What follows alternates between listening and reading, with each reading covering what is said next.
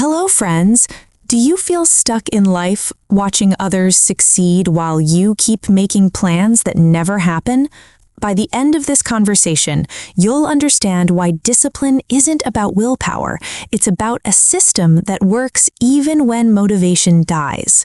Miss even one insight here, and you'll keep living in that painful cycle where Monday motivation becomes Thursday excuses. Let's dive in. Hi, Surin. You recently finished reading a book on discipline, right? I know you've been working on yourself lately, so tell me honestly, what made you pick up this book? Hey, Sia. I didn't want to read it at first. The title felt too basic, too preachy, but I was tired of myself, tired of starting things and quitting. I thought maybe this book has something I'm missing. So what hit you first when you started reading? The first lesson was about setting clear goals. And honestly, it made me uncomfortable because I realized I never actually set real goals. I just had vague dreams floating in my head.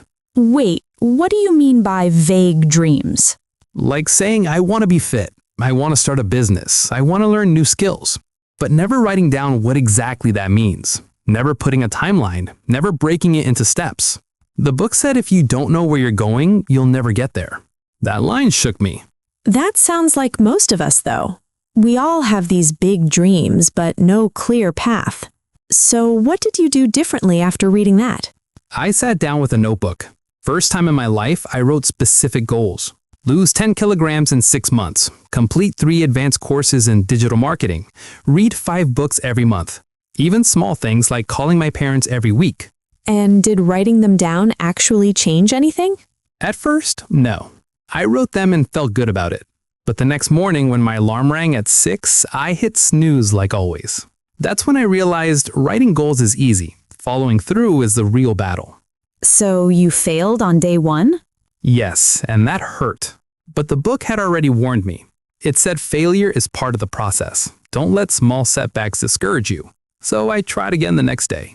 Okay, but Surin, a lot of people set goals and still fail. What made this different for you? The second lesson was about developing a routine. And this is where things got real. See, I always thought routines make life boring. But the book explained that routines don't kill freedom, they create it. When you have a structure, you stop wasting energy deciding what to do next. That makes sense, but how did you actually build a routine? I planned every hour of my day. 6 in the morning, wake up. 6 to 7, exercise. 7:30, breakfast. 8 to 12, focused work time. I even scheduled an hour every evening just for myself, for learning or reflection. And did you stick to it? The first week was brutal. Every morning felt like a war with myself. My body wanted to sleep, my mind made excuses. But I kept remembering what the book said. Habits are hard to build initially, but consistency makes them easier over time. So you just forced yourself? Not exactly forced. I started small. The book said break your goals into smaller, manageable steps. So instead of running for an hour, I started with just 15 minutes, then 20, then 30. Small wins kept me going. That's interesting, because most people try to change everything overnight, but you're saying start tiny. Exactly.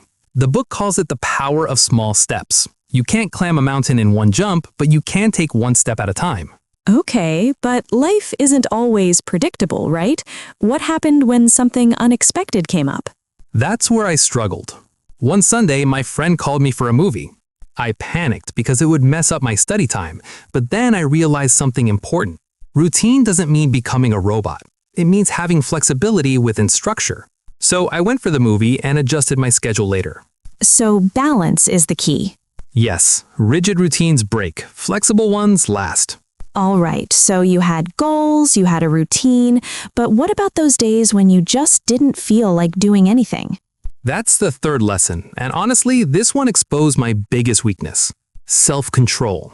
Self-control? Yes. The book said self-control is essential to resist temptation. Resisting short-term pleasures in favor of long-term goals is the foundation of discipline. And I realized I constantly choose instant gratification over my future. Like what? Scrolling social media for hours instead of working, binge watching shows instead of reading, eating junk food instead of sticking to my diet. Every small temptation was derailing my progress. So how do you control those urges? I deleted unnecessary apps from my phone, set screen time limits, decided to check social media only once a day for 15 minutes. It was painful at first. My hand would automatically reach for the phone. And did it get easier? Slowly, yes. The book said every time you resist a temptation, you get one step closer to becoming the person you want to be. That line became my mantra. But Surin, what about hanging out with friends? Didn't they think you were becoming too serious or boring? They did. One Saturday, they invited me to a party. I knew if I went, I'd mess up my sleep schedule and skip my workout the next day, so I said no. It felt terrible saying no to friends, but I reminded myself, discipline is choosing between what you want now and what you want most. That must have been hard. It was. But the next morning when I woke up on time and completed my workout, I felt proud. That small victory mattered more than one night of partying. Okay, so you're building discipline, following routines, controlling temptations, but didn't you ever feel like your mind was still scattered? Yes, all the time. Even when I was working, my mind would wander. Thinking about past mistakes or worrying about the future, that's when I read the fourth lesson, practice mindfulness. Mindfulness? Like meditation? Yes, but it's more than just meditation. The book said mindfulness means being fully present in the moment. Most of us live either in the past or in the future, never in the now. And how did you practice it? I started with simple breathing exercises. Every morning after my workout, I'd sit quietly for 10 minutes, eyes closed, focusing only on my breath. At first, my mind was like a wild monkey, jumping from one thought to another, but slowly I learned to bring my attention back to my breath. Did it actually help with your daily life? More than I expected. When I was at work, I became more focused. When I talked to people, I actually listened instead of just waiting for my turn to speak. Even small moments, like drinking tea or watching the sunset, became meaningful. That sounds peaceful, but I'm guessing life still threw challenges at you. Oh, it did. One big one came when my manager gave me an important project. I planned everything perfectly, worked hard, coordinated with my team, but we missed the deadline. The project failed. That must have crushed you. It did. I felt like all my efforts were wasted. I thought, maybe I'm just not good enough. But then I read the fifth lesson, learn from failures. And what did the book say about failure? It said failure is not the end. It's a stepping stone to success. Discipline involves learning from setbacks rather than being discouraged by them. Every failure carries a lesson. It's up to you to find it and use it to grow stronger. So you didn't give up? No. I sat down and analyzed what went wrong. I realized I didn't communicate well with my team. I tried to handle too much myself instead of delegating properly. I overlooked small details thinking they didn't matter. And did you get another chance to prove yourself? Yes. The next project came, and this time I applied everything I learned from my failure. Better communication, proper delegation, attention to details. And we completed it successfully. My manager praised my improvement. So failure actually taught you more than success would have. Absolutely. The book said resilience is built through failures. The more you face setbacks, the stronger you become. I used to fear failure. Now I see it as feedback. That's a powerful shift in mindset. But tell me honestly, after all these lessons, did you ever feel like quitting? Many times. There were days when I wanted to go back to my old life. Sleep late, skip workouts, waste time on my phone. That's when the final lesson saved me. What was it? Stay consistent. The book said motivation gets you started, but consistency keeps you going. Even on days when you don't feel like it, showing up matters the most. So small actions every day?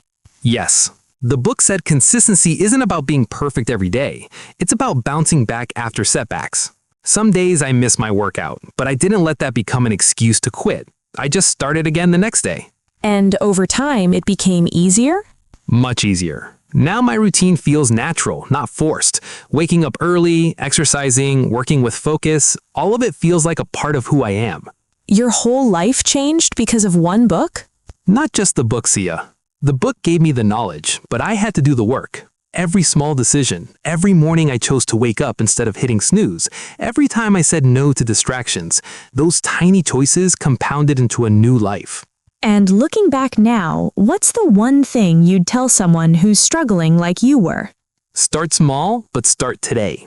Don't wait for the perfect moment or the perfect plan. Just take one small step.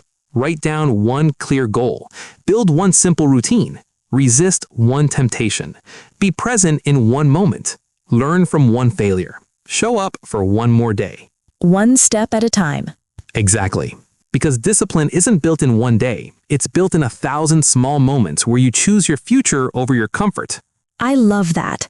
Before we end, one last honest thought from you. How would you summarize this book in one feeling? Discipline isn't punishment. It's freedom. Freedom from regret, from chaos, from living a life you don't recognize. When you're disciplined, you're not restricting yourself. You're building the life you actually want. Beautiful. Friends, this was today's book summary. Please let us know how you liked it by commenting below. And thank you for listening to the summary till the end. Visit our channel for more amazing book podcasts like this.